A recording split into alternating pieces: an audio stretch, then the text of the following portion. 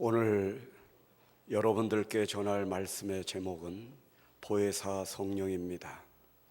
성령님은 누구신가?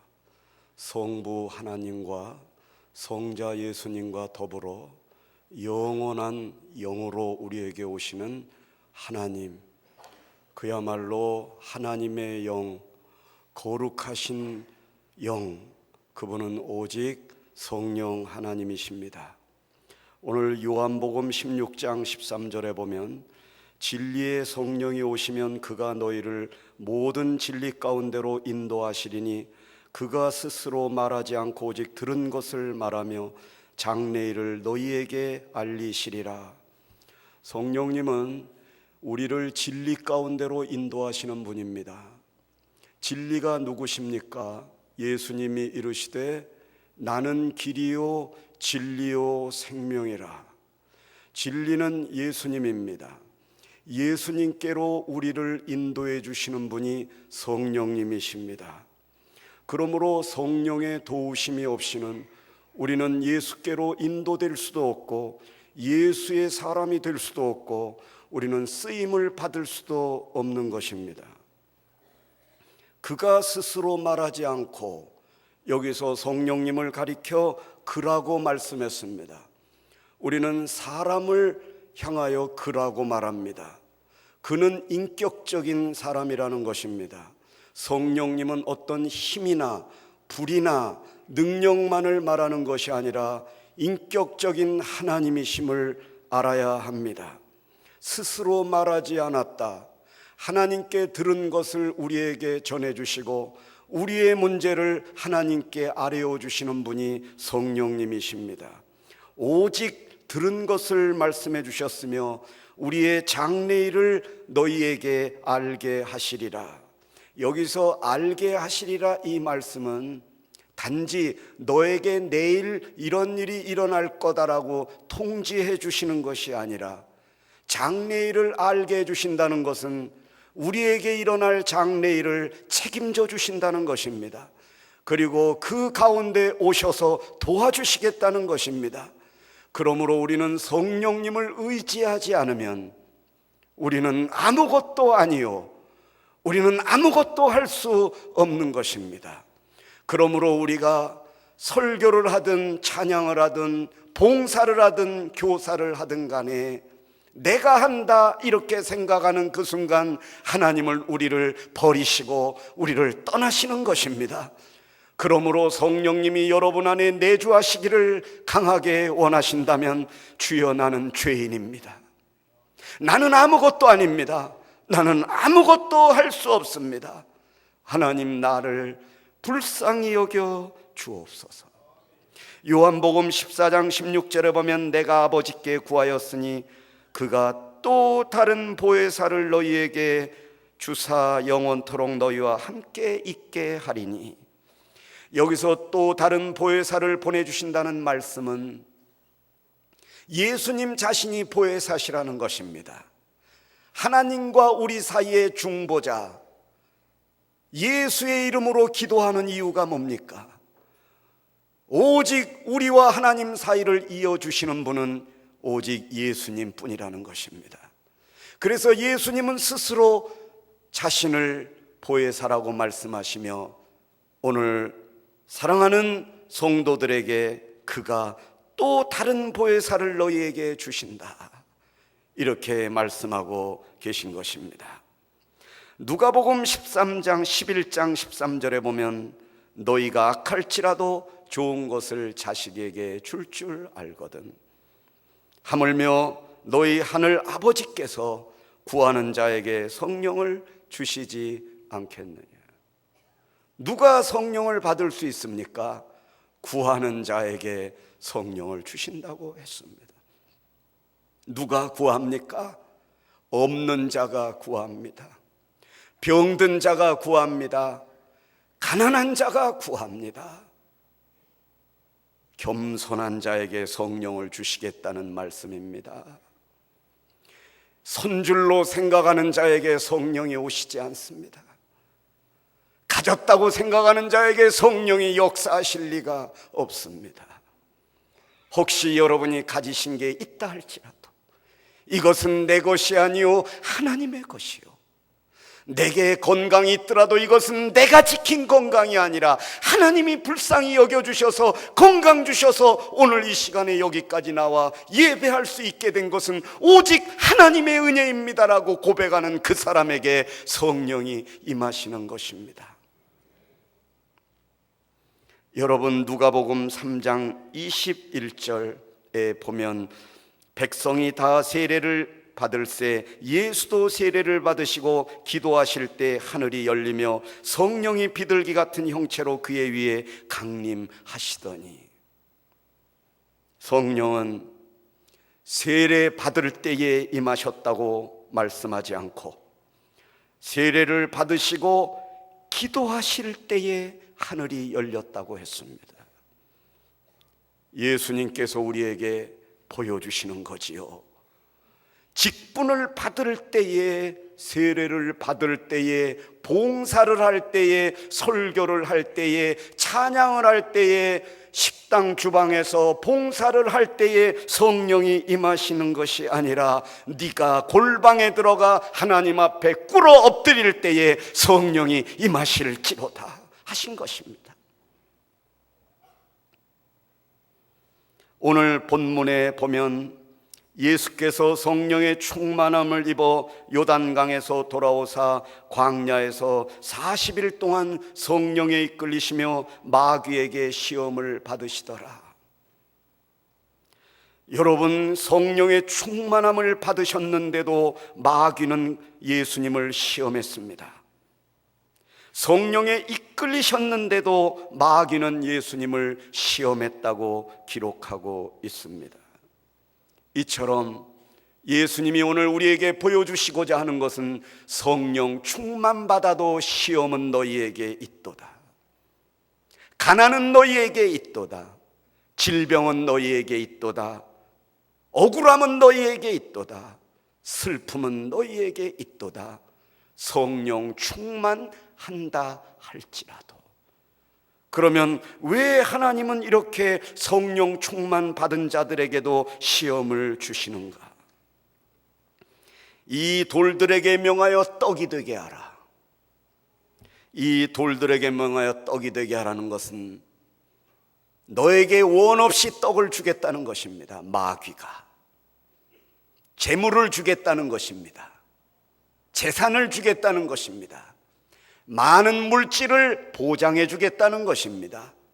그러니 성령 받을 생각하지 말고 내 말을 들으라고 말하고 있는 것입니다. 사람이 떡 없이 어떻게 살 수가 있겠습니까? 그런데도 오늘 예수님은 40일 동안 금식하시면서 줄이셨다고 기록하고 있습니다.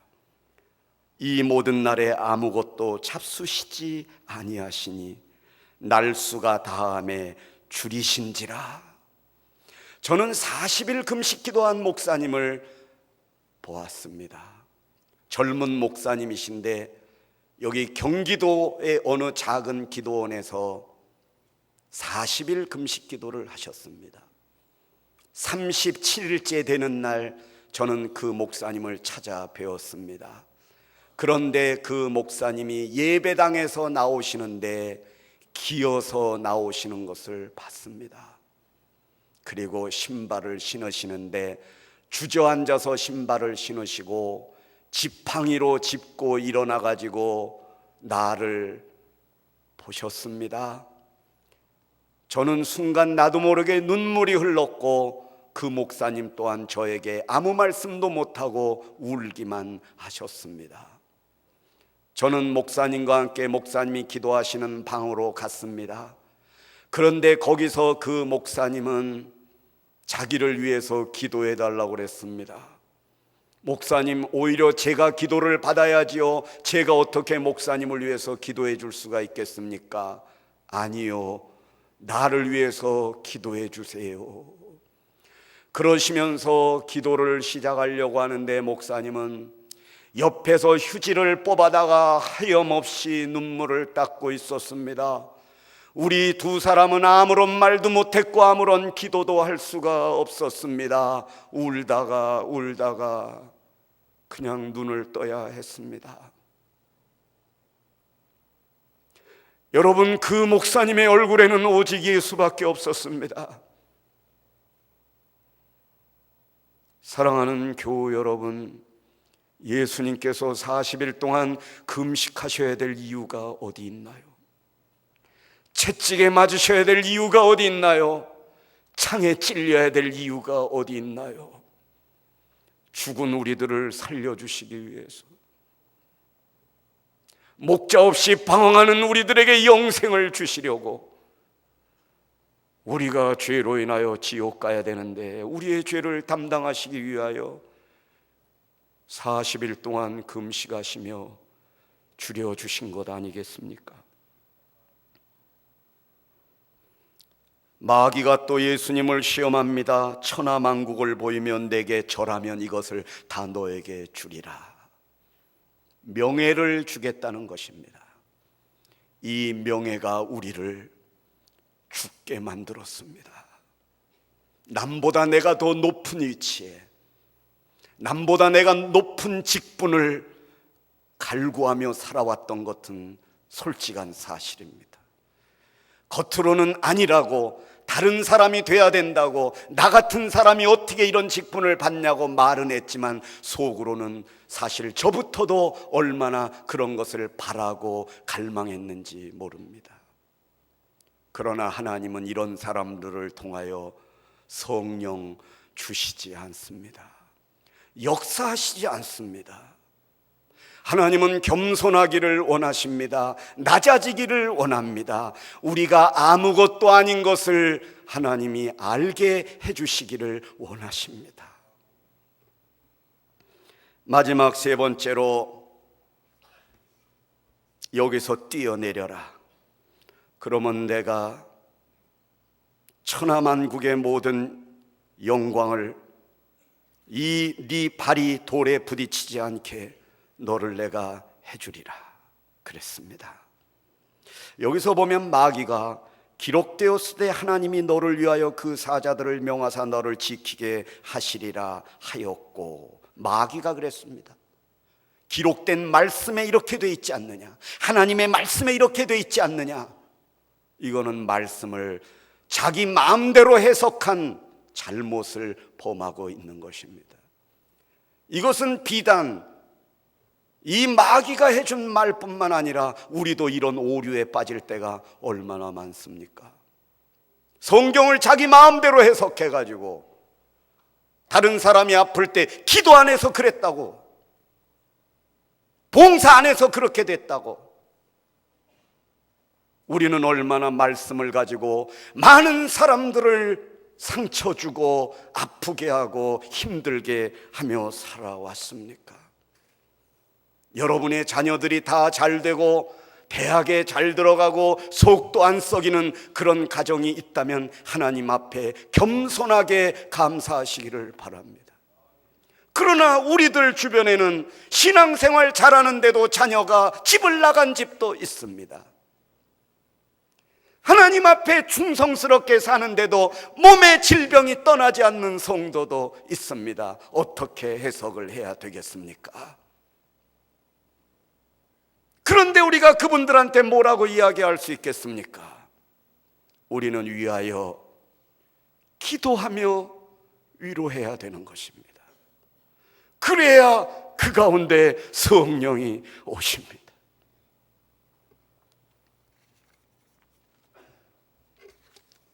여러분, 사도행전 2장 1절로 보면 오순절에 성령 강림이 나와 있습니다.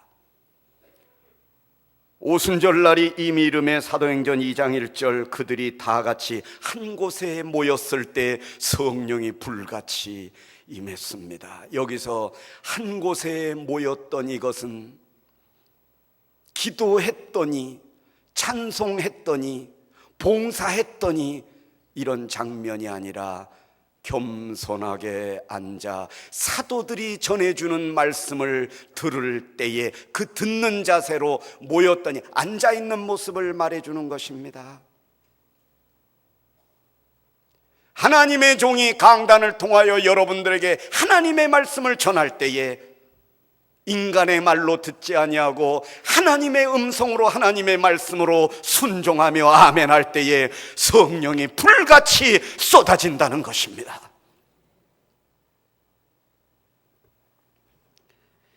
여러분, 한 가지 이야기를 해드리겠습니다. 1907년에 한국교회에 대부흥운동이 있었습니다. 역사가들은 말하기를 그것은 한국교회의 전무후무한 일이었다. 그래서 한국교회사를 기록한 많은 학자들이 다음과 같이 기록하고 있습니다. 정말 놀라운 일이 대한민국 강산에 울려 퍼졌다. 상가들은 주일날이 되면 다 문을 닫았고, 식당에 가면 주방에서 찬송 소리가 일어났고, 학생들은 학교에 가서 공부를 할 때에 울며 불며 통회하는 일이 일어났고, 직장인들은 차를 타고 가면서도 찬송을 불렀고, 직장의 점심시간에도 335 모여서 하나님 앞에 예배하고 기도했다. 이거는 교회에서만 이런 일이 일어난 게 아니라 대한민국 모든 사회 직장 속에서 일어난 일이 있었다. 정말 전무후무한 일로 기록될 것이다. 그것이 1907년에 일어났습니다. 이렇게 성령의 불길을 가져왔던 사건이 하나 있었습니다. 1907년 1월 2일부터 15일까지 장대현 교회에서 평안남도 연합부흥 사경회가 있었습니다. 보름 동안 있게 되는데, 여기에 강사는 여러분이 잘 아시는 대로 그 한국교회사를 빛나게 했던 길선주 장로님이셨습니다. 이 길선주 장로님이 강사로 등단에 서서 보름 동안 복음을 전하시는데 13일째까지 아무런 역사가 없었습니다. 그래서 이 길선주 장로님이 너무나 당황하고 너무나 하나님 앞에 괴로워서 1500명 이상이 모였던 그 집회에 14일째 되는 날 강단에 오르시게 되었습니다. 오르시자마자 설교를 안 하고 울기 시작했습니다. 그러면서 뭐라고 말을 했냐면, 나는 아간과 같은 자입니다. 나 때문에 하나님이 오늘 역사하실 수가 없었습니다. 약 1년 전 내 친구 중 한 사람이 임종시에 나를 자기 집으로 불러서 말하기를, 길장로, 나는 이제 세상을 떠날 것 같으니 내 재산을 잘 정리해 주시오. 내 아내는 셈이 약하기 때문이오 라고 부탁했습니다. 나는 내가 잘 돌봐 드릴 테니 염려 말라고 대답했습니다. 그러나 미망인의 재산을 관리하다 나는 미화 100달러 상당의 금액을 사취했습니다. 나는 하나님의 일을 방해해 온 것입니다. 내일 아침에 그 돈 전액을 미망인에게 돌려드리겠습니다. 여러분, 나는 죄인입니다. 나는 이 사경회를 인도할 자격이 없는 자입니다. 내가 아간입니다. 내가 죄를 졌습니다. 이런 사람이 이때까지 설교했습니다. 이런 사람이 이때까지 교회를 지도한다고 했습니다. 내가 죄인입니다. 그렇게 고백했습니다. 길선주 장로의 회개가 있은 후 그렇게 무겁게 짓누르던 방의 장벽은 벼랑간 무너져 버리고 말았다. 거룩하신 하나님이 친히 임재하시는 장면이었다. 이에 이기람 선교사는 말하기를, 기도하기를 원하면 함께 통성으로 기도하십시다며 통성기도를 요청했고, 그곳에 모인 사람들은 간절히 기도하기 시작했다. 길선주 장로의 회개가 마치 뇌관에 불을 붙인 것처럼 되어 청춘 가운데 성령의 강한 임재와 통의 역사를 나타나게 해준 것이다. 그곳에 참석했던 한 선교사는 한국을 떠나며 그들에게 말했다. 한국인들의 기도 소리가 마치 하늘 보좌를 향해 포효하는 것 같았다. 이것은 역사에 남을 기록이기도 할 것으로 생각한다. 이렇게 기록되어 있습니다. 교우 여러분, 사실은 이 설교를 하면서도 제 자신이 이런 설교할 자격이 없는 아간과 같은 사람은 길선주 장로님이 아니라 오늘 여기서 설교하는 제 자신이 바로 그런 사람이 아닌가, 그런 생각이 듭니다. 우리 목사님께서 신당동에서 처음으로 꽃동산교회를 개척하실 때 목사님은 저를 데려다가 설교할 기회를 여러 번 주셨습니다. 그럴 때 주일 오전에는 목사님이 설교하시고 오후에는 저보러 설교를 하도록 시켜주셨습니다. 그럴 때 우리 어머니는 신당동에서 조금 떨어진 동대문에 창신교회라고 있었습니다. 거기에 권사님으로 있었습니다. 그래서 제가 오시지 말라고 해도 아들이 오늘 오후에 설교한다고 신당동까지 거기서 버스를 타고 오셔서 제 설교하는 걸 내내 들으시면서 늘 기도해 주셨던 기억이 납니다. 예배가 끝나면 어머니가 안 보이고 뛰쳐나가 보면 어머니는 벌써 멀리 도망가고 계셔요. 그래서 어머니 용돈 가져가세요 하고 내가 뛰지만은 우리 어머니는 네가 용돈 줄까봐 내가 이렇게 먼저 간다. 아무 염려하지 마라. 엄마 차비 있고 아무 걱정하지 말고 훌륭한 목사가 되라. 설교할 때 하나님의 말씀만을 전해라. 그리고 거짓말하지 말고 하나님의 말씀만을 전하라. 거짓된 목사로 성공하지 말고 진실한 목사로 실패하는 목사가 되라. 그렇게 가르쳐 주셨습니다. 그런데도 나는 하나님이 그렇게 많은 기회를 주셨건만 죄악의 길을 방황했으며 꽃동산 캠프를 통하여 이 많은 기회를 주셨지만 먼 곳에는 가지 않으려고 했고 대접이 소홀한 곳에는 일부러 꺼려 스케줄이 있다고 거짓말한 적도 있었습니다. 그러나 이렇게 몸이 아프고 보니까 가고 싶어도 못 가고 설교하고 싶어도 못하는 신세가 되어버리고 말았습니다.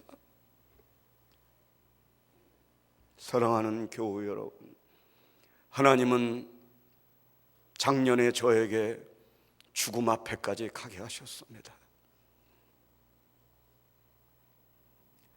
어쩌면 성령을 받게 하시기 위하여 저를 죽이시고자 했는지도 모릅니다.